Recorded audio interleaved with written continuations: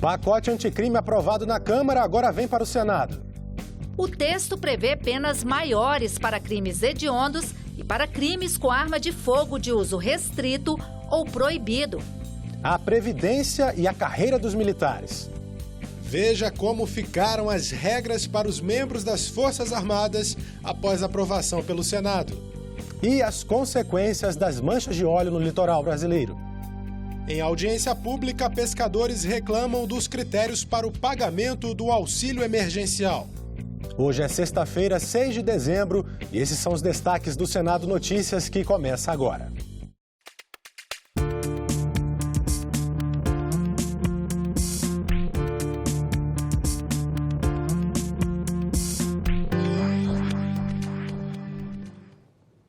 Olá, um bom dia para você. Está chegando ao Senado o pacote anticrime aprovado nesta semana pela Câmara dos Deputados. A proposta aprovada pela Câmara é parte do pacote anticrime encaminhado pelo ministro Sérgio Moro ao Congresso no início do ano. Mas os deputados aproveitaram também sugestões feitas pela Comissão de Juristas, coordenada pelo ex-ministro da Justiça e atual ministro do STF, Alexandre de Moraes. O texto prevê penas maiores para crimes hediondos e para crimes com arma de fogo de uso restrito ou proibido. Regras mais rígidas para progressão de regime, liberdade condicional e saídas temporárias. E aumenta de 30 para 40 anos o tempo máximo de prisão. Os deputados retiraram do texto apresentado pelo ministro Sérgio Moro pontos que eram considerados mais polêmicos, como, por exemplo, a prisão após condenação em segunda instância, que já está sendo discutida em outras propostas que tramitam no Congresso. Eles retiraram também a possibilidade de acordo para o acusado que confessa o crime e ainda o excludente de licitude, que é quando o juiz reduz pela metade ou até deixa de aplicar a pena quando excessos cometidos por policiais em serviço decorrerem de medo, surpresa ou violenta emoção. Pelo Twitter, o ministro Sérgio Moro parabenizou os deputados pela votação, disse que há avanços importantes, mas ressaltou que há necessidade de mudanças e que vai continuar dialogando com o Congresso para aprimorar o texto. O projeto agora vem para o Senado. A senadora Elisiane Gama, que assumiu a autoria do pacote anticrime aqui, disse que retirar o excludente de licitude foi uma medida acertada.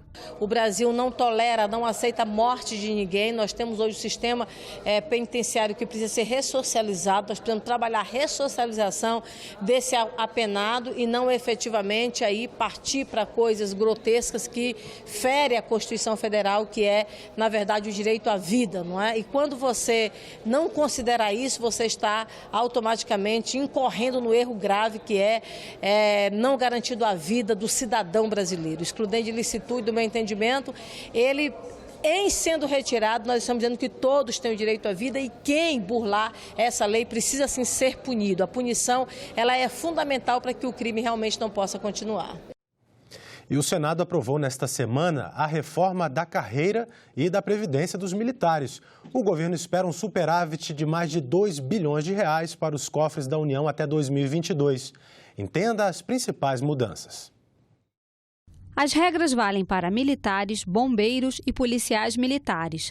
O tempo mínimo de serviço vai subir dos atuais 30 para 35 anos. No mínimo 25 anos de atividade militar para homens e mulheres. A alíquota da contribuição de ativos e inativos para pensões militares vai passar de 7,5% para 10,5%. Pensionistas vão passar a recolher pelo menos 10,5% a partir de 2021.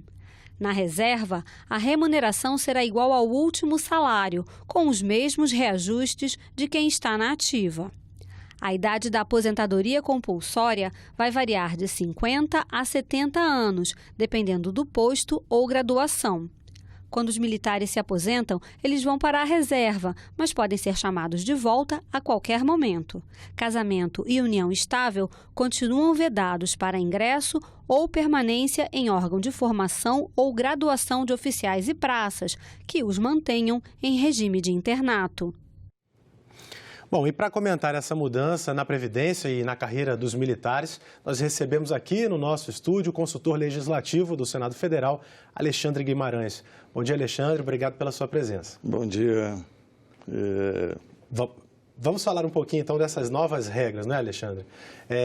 Temos aí, então, uma reforma da Previdência para os militares que até foi considerado por alguns analistas um pouco mais suave, mais branda em relação àquela feita para os civis. Isso porque, por exemplo, não há idade mínima para aposentadoria no caso dos militares.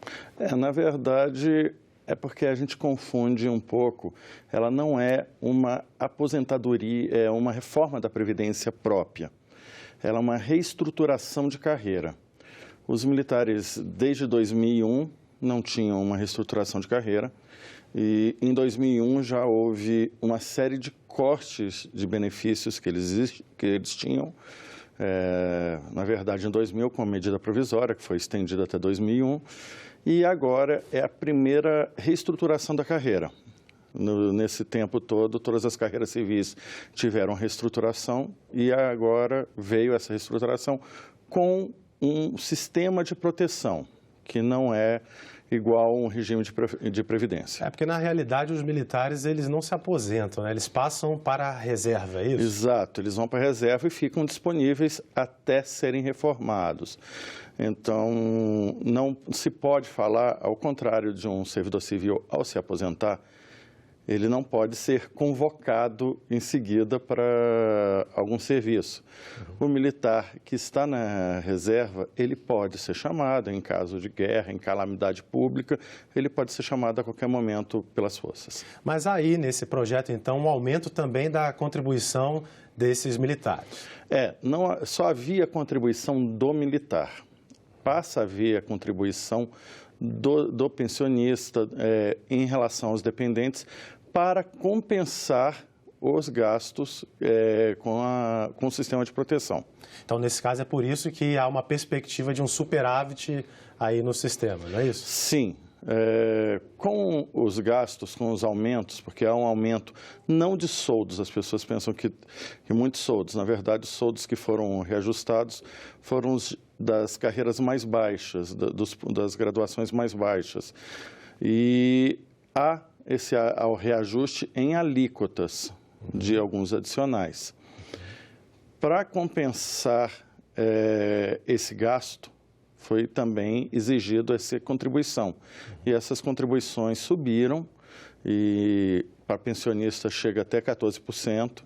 Então, para quem não pagava, vai pagar 14% e é sobre o total, não é como ocorre no servidor civil, que há faixas de pagamento, não. É sobre o total do soldo, 14%. Certo, Alexandre. Agora me explique o seguinte, foi um projeto que chegou aqui ao Congresso Nacional em março, até mesmo assim como uma forma de pressão da sociedade que perguntava: o governo enviou um projeto para a reforma da Previdência dos civis, mas como fica a situação dos militares? E aí, os militares também se articularam quando, em março, o governo enviou o projeto para inserir no projeto essa reestruturação da carreira.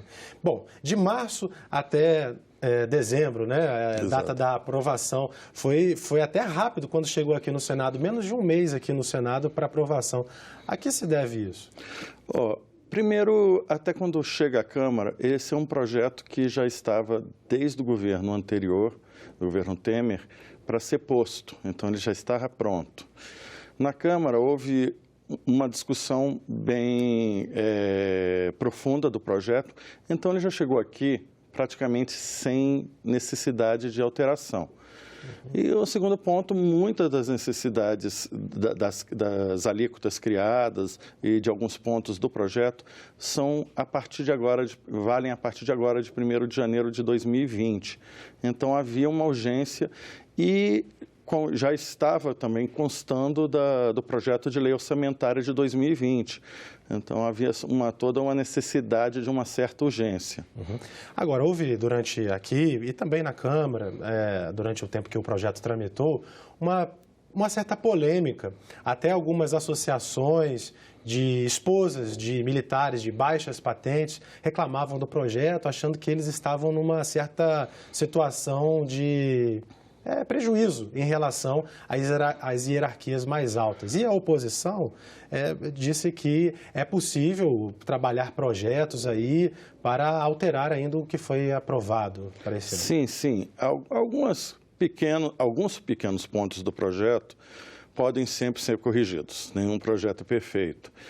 E houve esse acordo entre a oposição, o senador Isalci, ele teve com a presidência da República, para que esses pontos sejam corrigidos logo em seguida, de forma que não prejudicasse a totalidade da carreira por pontos específicos que alguns quadros queriam correção. Perfeito. Quando a gente fala sobre militares, muitas vezes, não é, Alexandre, a gente tende a reduzi-los às 3 Forças Armadas. Porém, neste projeto também entraram os bombeiros militares e os policiais militares. Eu queria que você fizesse uma análise de como isso vai ajudar as contas dos estados. Logo ao final do relatório na Câmara dos Deputados foi incluído um artigo inteiro tornando todos os benefícios da lei possíveis a policiais militares e corpos de bombeiros militares dos estados e do Distrito Federal. Esse acordo houve porque é de interesse dos próprios governadores. Foi um pleito de muitos governadores, então foi incluído porque assim unifica o sistema, que é muito diferenciado de um estado a outro. Há estados com tempo de contribuição maior, de serviço maior, há estados em que não há a especificação exata do tempo de serviço, há estados que pagam remuneração a mais para a pessoa ir à reserva, 1, 2 cargos a mais, 2 patentes a mais, então, pelo menos unifica. Mas não é mandatória, cada estado vai fazer o seu projeto de lei estadual, os governadores, e mandarem para suas assembleias para se trabalhar isso. Bom, agora, Alexandre, vamos falar sobre os aspectos práticos. Foi aprovado aqui, já foi enviado para o Palácio do Planalto e agora depende do presidente Jair Bolsonaro sancionar ou não aí esse projeto. Exatamente. A gente está falando aqui, há um projeto que a gente espera que tudo seja sancionado, mas não sabemos o que pode ser sancionado, vetado. Mas ele é um projeto que, em termos gerais, ele é muito positivo, não só para os militares, mas para a própria economia brasileira. Tá certo. Alexandre, eu só queria perguntar agora o seguinte, para os militares, a partir de janeiro, então, caso haja a sanção até lá, ano novo, estrutura nova, é isso? Sim, o principal ponto aí aumenta dos 30 anos de serviço hoje exigidos para 35. Então, há uma regra de transição para quem está na carreira de 17% do tempo que falta, mas esse é o principal ponto. E as alíquotas começam a ser cobradas a partir do ano que vem, do começo do ano, e, em especial, essas questões dos adicionais. Foram criados alguns adicionais e reajustados outros, e que passam a valer a partir de 1º de janeiro. Ok, Alexandre, gostaria muito de agradecer a sua presença aqui no nosso telejornal, Senado Notícias. O senhor que assessorou o relator Harold de Oliveira, senador aqui do Senado, a produzir, então, esse relatório que foi aprovado, é a nova carreira e estrutura aí previdenciária, entre aspas, dos militares. Muito obrigado. Eu fico muito grato aqui e qualquer necessidade, a gente sempre está à disposição na consultoria. Obrigado, Alexandre. Templos religiosos e entidades beneficentes de assistência social vão continuar isentos do pagamento de ICMS. O projeto foi aprovado nesta semana pelo plenário do Senado. 62 votos sim, nenhum voto não. Unanimidade, está aprovado o projeto. A matéria vai à sanção. Até 31 de dezembro de 2032, os templos e entidades beneficentes de assistência social ficarão isentos do pagamento do Imposto sobre Circulação de Mercadorias e Serviços, o ICMS. Os templos religiosos, em sua grande maioria, têm alto grau de importância social e democrática. Entre suas diversas atividades, são responsáveis pelo auxílio a moradores de rua, doações de alimentos, doação de livros, roupas, brinquedos, doações de recursos, caravanas para atender a população de regiões mais necessitadas, recuperação de dependentes químicos, apoio médico e odontológico, apoio jurídico, engajamento social por meio da música e arte, aprendizagem profissional, amparo à família, apoio às vítimas de violência doméstica, amparo psicológico, programas de esporte em comunidade e tantos outros. A lei que isentava as igrejas do pagamento do ICMS era de 2017 e previa o benefício por um ano. Pelo texto do projeto da deputada Clarissa Garotinho, relatado pelo senador Irajá, a isenção fica prorrogada por 15 anos. Além do ICMS, os templos já são isentos do pagamento do imposto predial e territorial urbano, do imposto de renda, da contribuição para o financiamento da Seguridade Social, do imposto sobre transmissão, causa-mortes e doação e do imposto sobre a propriedade de veículos automotores. Está no espírito da tradição brasileira, ele está justificado pela Constituição, porque é uma assistência social para todos, então eu não acho que ele fira a Constituição. Pode ser que ele não funcione bem em termos de racionalidade econômica. O verão no Nordeste não vai ser afetado pelas manchas de óleo nas praias. A afirmação foi feita ontem por um representante do governo na comissão temporária do Senado que acompanha o desastre ambiental. A Pastoral dos Pescadores criticou a proposta de auxílio emergencial oferecido pelo governo. As primeiras manchas de óleo chegaram à Paraíba em 30 de agosto. De lá para cá, já são 889 localidades atingidas em 128 municípios, conforme o último balanço do IBAMA. A origem do vazamento ainda não foi esclarecida.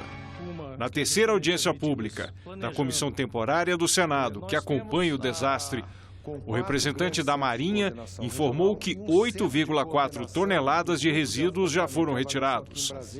Já o representante do Ministério do Turismo disse que até agora não houve registro de cancelamentos em massa de pacotes para o Nordeste. Um grande empresário, ele estima, nessa época, de uma movimentação de 250 milhões com relação a reservas de hotéis. Ele opera 12 grandes hotéis na região do Nordeste. O prejuízo que ele constatou já na parte contábil dele é de apenas 3%.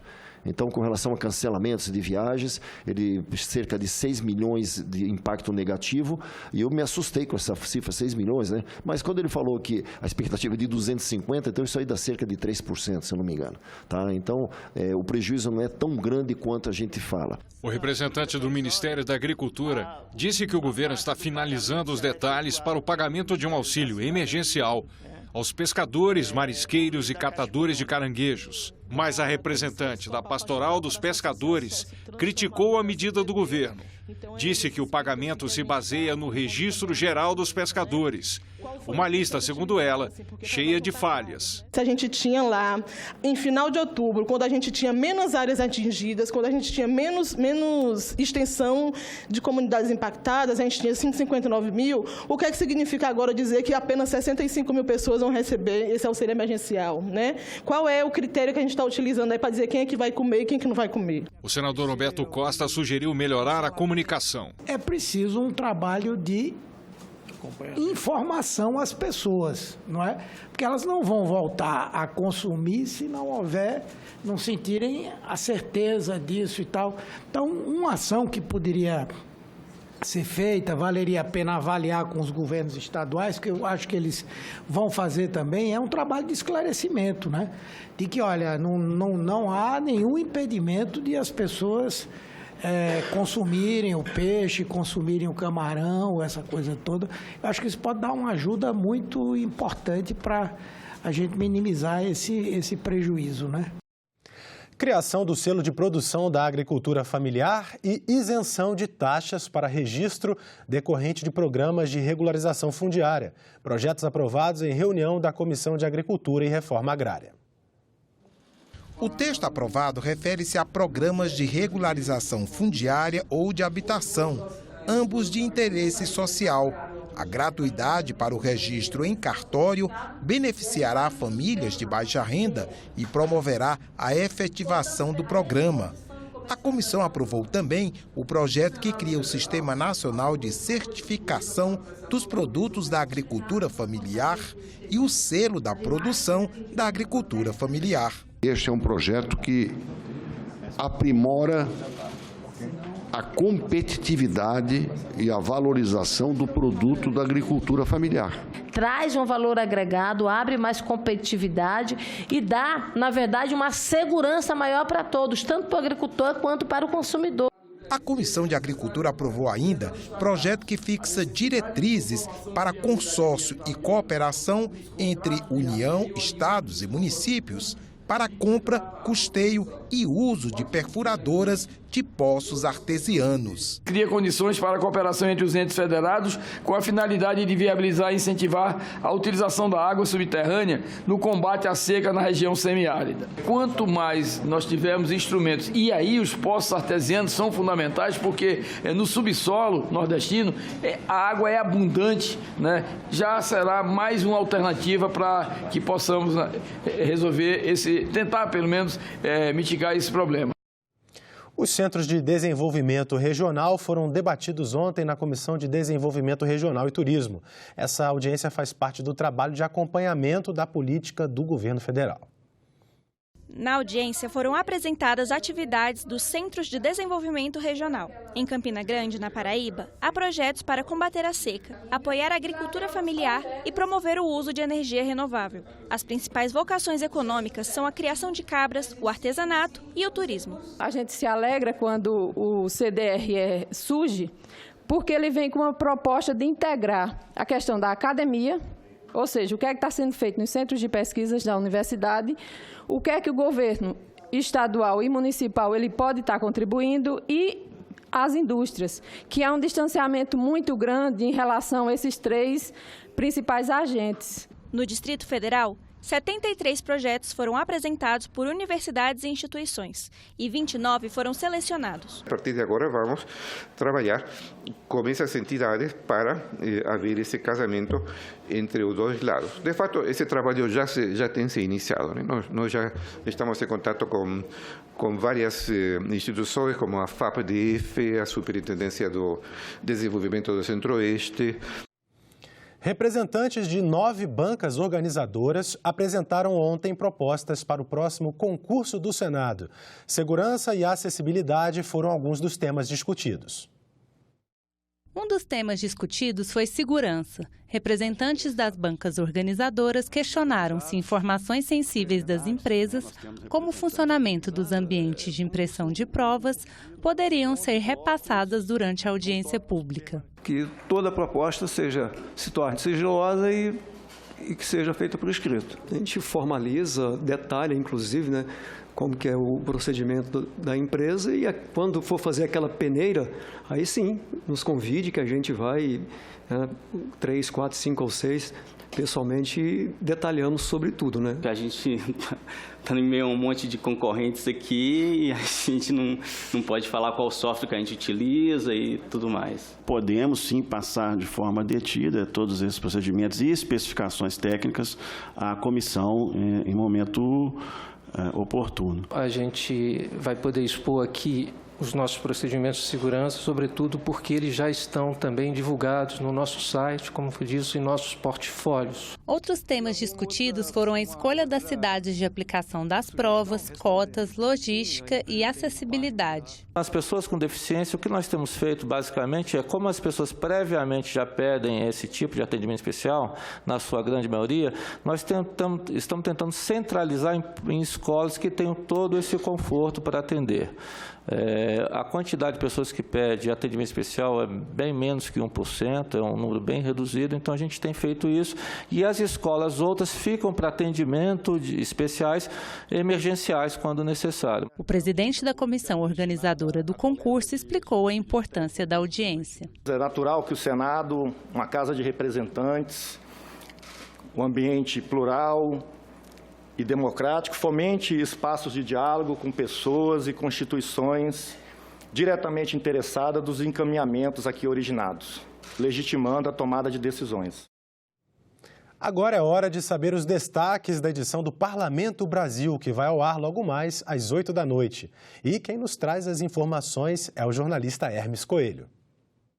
Olá, a gente parou um pouco as gravações do Parlamento Brasil para mostrar para você os destaques do programa que estreia logo mais às 8 da noite. Uma das reportagens foi feita pela TV Assembleia do Mato Grosso e mostra uma lei que já está em vigor no estado e que determina que as agências bancárias devem instalar dispositivos de segurança. Essa proposta é o resultado de muitas reuniões com os servidores do sistema bancário, com o sindicato dos bancários aqui do estado de Mato Grosso e também da nossa vivência, do acompanhamento dos noticiários, de sabermos a quantidade de violência que são cometidas contra os trabalhadores e contra os usuários do sistema bancário e contra a população também. O Senado aprovou o projeto que classifica a visão monocular como deficiência visual. E isso é muito importante para as pessoas que enxergam com apenas um olho. É porque a partir daí elas vão poder ter os direitos e os benefícios das demais pessoas com deficiência. Pessoas como Eliton muitas vezes têm que recorrer à justiça para garantir direitos próprios daquelas com deficiência. Fica sempre nesse limbo que nós não somos aqueles que enxergam dos dois olhos, mas não somos aqueles cegos de modo total. Então, esse limbo jurídico que nós estamos, nós ficamos dependendo sempre de decisão monocrática e os juízes ainda não se acertaram nesse aspecto. O ministro do Turismo, Ricardo Salles, veio à Câmara dos Deputados para prestar esclarecimentos para 3 comissões da Câmara a respeito dos vazamentos de petróleo nas praias do Nordeste. Cerca de 80 municípios em mais de 2.000 quilômetros de costa foram atingidos.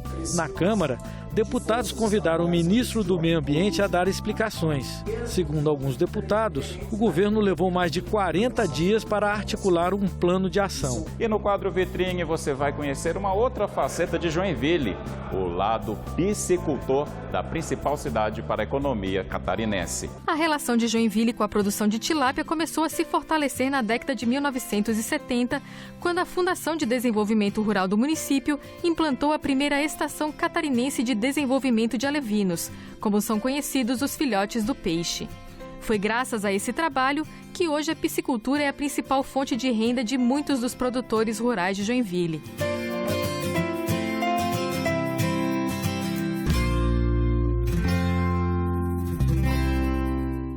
Não perca o Parlamento Brasil, aqui na TV Senado. E o Senado e a Câmara Municipal de São José, na região metropolitana de Florianópolis, assinaram um acordo de cooperação técnica nesta quinta-feira. A TV Senado já tem canal digital aberto em Florianópolis e região metropolitana. A parceria vai permitir que a Câmara Municipal de São José também abra um canal na região e transmita as sessões do Legislativo local a quase 250 mil habitantes. O Senado cedeu o canal e a Câmara de Vereadores vai arcar com a compra dos equipamentos para a transmissão. A gente sempre sonhou ter de volta a nossa TV Câmara e conseguimos, com o apoio do Senado, com essa parceria pioneira do Estado Federal, poder fazer esse compartilhamento num canal digital hoje com a seção do Senado Federal, podendo assim a cidade de São José, até se for o caso, compartilhando com os municípios vizinhos, que possa ter a transmissão em sinal aberto, sinal digital, levando, digamos assim, o máximo do máximo de transparência, né? O cidadão poder acompanhar todo o dia a dia do parlamentar josefense agora com o canal. O parlamento, seja ele estadual, municipal ou federal, precisa se comunicar.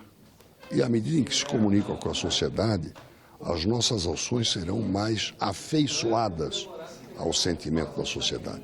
Então, o benefício é inestimável e certamente vai gerar muitos outros exemplos, ou seja, vai ser replicado em muitas outras regiões e cidades brasileiras. Vamos conferir agora o que está previsto para as atividades do Senado na manhã desta sexta-feira.